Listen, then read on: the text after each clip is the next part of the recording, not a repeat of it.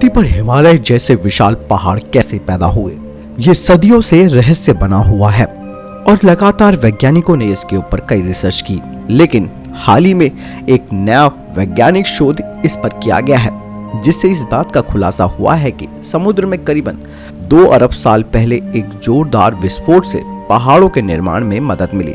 इसमें हिमालय भी शामिल है, जिसकी चोटी एवरेस्ट दुनिया में सबसे ऊंची है।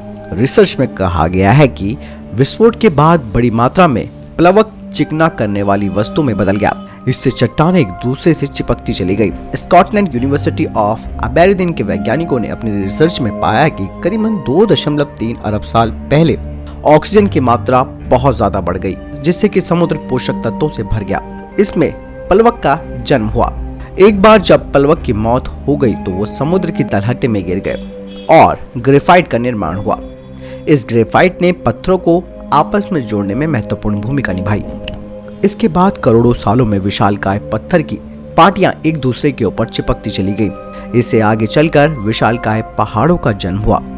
इस रिसर्च को करने वाले प्रोफेसर ने कहा कि पहाड़ धरती का आवश्यक हिस्सा है, लेकिन बड़े पहाड़ों की श्रृंखला 2 अरब साल पहले बनना शुरू हुई थी। उन्होंने कहा कि इस काल के भूगर्भीय साक्ष्य इसके सबूत देते हैं। पहाड़ों का निर्माण सामान्य तौर पर टेक्टोनिक प्लेट की टक्कर से जुड़ा हुआ है, जिससे पत्थर के विशाल पार्टियां बने और वे आकाश की ओर बढ़े।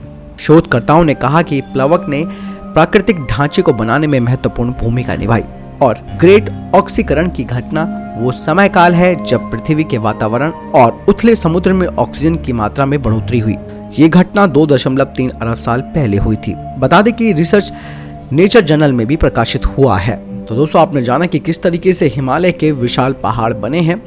इसके ऊपर पहले तो ये कहा जाता था कि टेथिस नाम का एक सागर होता था, उसमें भूकंप की वजह से इस तरीके के जो पहाड़ थे वो बन गए थे। लेकिन अब नई रिसर्च कुछ और ही कहती है। आपको क्या लगता है, आप कितना सहमत है इस नई रिसर्च से? आप कमेंट सेक्शन में लिखकर जरूर बताएं। मिलते हैं वीडियो के साथ। चैनल सब्सक्राइब करना ना भूलिएगा। नमस्कार।